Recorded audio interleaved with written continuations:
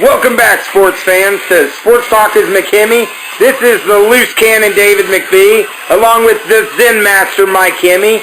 Been a fantastic show again this week, and we got a lot getting ready to happen in the next few weeks as this record-breaking Season 2 of Sports Talk is McKimmey is just going to go off the charts. And, you know, we have so much going on. Of course, got a quick announcement to make.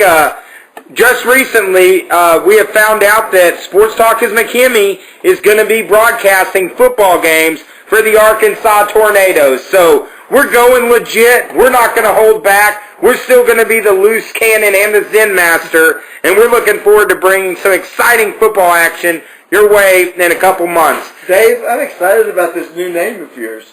The loose cannon to me, of course, I'll be honest with you, I stole this nickname from the loose cannon, Brian Pillman. I've been watching a lot of Brian Pillman. He's an old professional wrestler from the mid-'90s and the late '80s who was just a fantastic person at cutting promos. But he was also famous because he was being on the edge, and when he had something to say, he wasn't afraid of holding back. And that's what Sports Talk is McKimmey is all about. And in honor of the loose cannon, Brian Pillman, I'm actually going to talk about, instead of talking about a rant on sports this week, I'm going to do a little rant on sports entertainment. And I'm talking about the world of professional wrestling. The WWE right now has just been in complete chaos in the last few weeks. Of course, the heavyweight champion of the WWE, Seth Rollins, suffered a major injury, and he's going to be out for about a year. He suffered this injury the same time that the guy who has carried the company for the last 10 years, John Cena, has gone on leave. So right now the WWE is kind of left without a path towards WrestleMania. Of course, they're getting ready to have Survivor Series in a few weeks, and then after that is the Royal Rumble.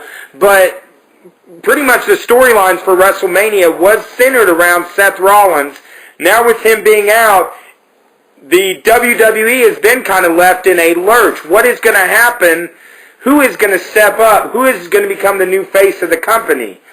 And I'll tell you, there's a lot of superstars that, like a Dolph Ziggler or even like a Kevin Owens or someone like that who has really been performing good in the mid-card, but with Seth Rollins, who he has been carrying the WWE the last few months. Brock Lesnar, of course, has been tied up in his big feud with The Undertaker, but it's time for me to say, who is going to step up? Who is going to be that next generation of superstar? Because I'll be honest with you, I don't want to see John Cena in the main event at WrestleMania. It's time for other superstars to step up. A lot of them have been talking, the internet wrestling community has been talking a lot of smack over the years saying someone needs to step up, someone needs to be that new superstar. With this injury to Seth Rollins, this is an opportunity. It's not going to be a downtime. This is an opportunity for the WWE to make several new superstars through this heavyweight championship tournament.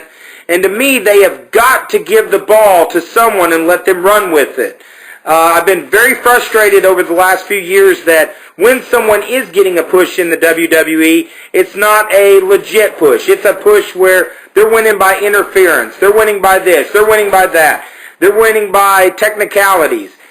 It's time the WWE start giving legitimate pushes to their superstars, get them on a roll where they're winning cleanly without interference, and time to build up that next superstar who is maybe going to be in the mold of a Stone Cold Steve Austin or a Hulk Hogan back in the 80s. I want to see someone step up with Rollins being out, and I'm so excited for maybe guys like a Dolph Ziggler or a Cesaro to get the opportunity to step up. But the WWE creative team has got to give them the ball and let them run with it.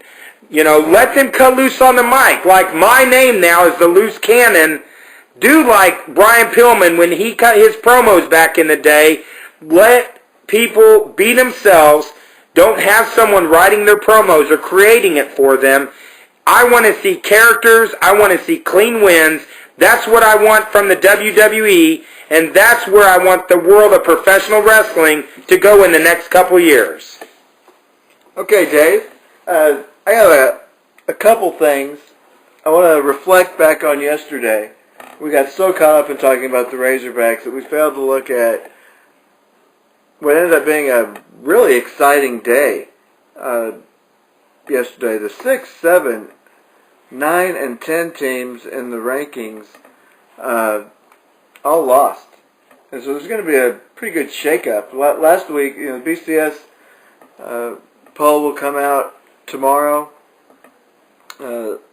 Last week we had Clemson, Ohio State, Alabama, and Notre Dame. Notre Dame may actually fall, even though they won, because their best win is against Stanford, who lost to Oregon, and the way that the computers work and all that sort of thing may actually bolt a team like Oklahoma State, 10-0.